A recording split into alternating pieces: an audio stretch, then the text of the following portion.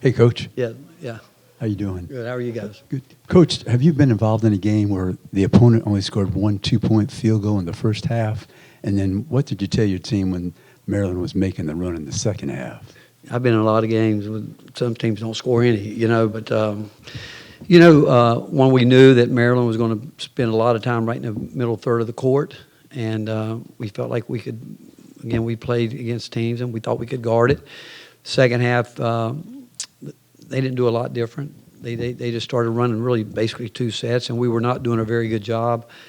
Some of it was fatigue. We were fatigued, but we were switching our coverage, and we just weren't as sharp as we needed to be. But you got to give them credit. It was a good, hard-fought fight both ways, and Kevin's done a great job with this team, and they got going downhill. They obviously shoot the ball better. And at the start of the game, I thought we defended personnel the way we had asked our players to do it. But at halftime, we talked about them. They're going to. I don't care who you play. They're going to make a push in the second half, and we bogged down in the second half. Missed too many layups. I mean, we had some point-blank layups that we've got to make, and a couple big shots. I thought, obviously, Jemiah Mashak's three was a big play for us because we were teetering right there. Then certainly Tyreek's three was a big play. Olivier's, in the last minute, we said, hey, we came in the game talking about defense and rebounding. We got to leave the game talking about defense and rebounding, and we were able to get couples. We had much better position. We were getting blown by. We were opening our hips up and just showing the rim to them. And the last two possessions, we didn't do that. And then Olivier came up with a really big rebound down there. It was a big one. And I thought, we knew they would pressure us at some time, but I thought Kevin waited till the end and when he needed it and got us. I'm not sure we got out of rhythm with the press. It was it maybe looked frantic, but I thought our guys for the most part handled it pretty well. Santi called timeout. Not because of the pressure, but because of his shoulder. He hit it pretty good, but again, is a good hard fought game both ways. Rick, do you leave happy that you found a way to win, or more disappointed that you let the lead go the way you did? Again, Olivier said it in the last time out. I love the fact our guys were really locked in there at the end. Olivier said, "Hey, Coach told us we're going to be in games like this all year, and we got to find a way to win it." And I don't think I've ever been disappointed in losing a lead if we're doing what we need to do. I mean, we missed some shots. I mean, we had some layups, overpassed the ball a couple times, not coming off when we had sets called. When like Tyreek came off that set, shot it, as opposed to coming off thinking I got to go downhill with it.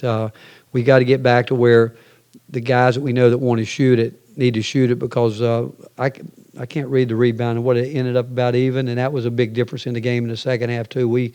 First half we were all over the offensive glass, and didn't we end up even? I can't. 48-40. Yeah, so that's a major difference in the second half too, rebounding. But we missed a lot of shots too that gave them the opportunity to rebound the ball. But again, I'm proud of our guys. It's a heck of a win. I mean, it wasn't going to be easy, and like I said, we're going to be in a bunch of them. Been in a bunch of them, certainly in Atlantis, and might as well get used to it. And the way we handled it, I thought our guys were good with it. When did y'all know that Jonas wasn't going to be able to go? And just he hasn't done anything in 2 days, and so we. That's the great thing about it when somebody you don't want to see anybody get sick or be out, but. I told our guys, regardless of what we got enough. And I'm really happy for Tobey. I really am. And he's a guy that, what he did today, what we knew he was about. He's a rebounder, and he's a force. And he goes and gets, and as he continues to get minutes, it's going to be, and his preparation coming in, like he talked about it.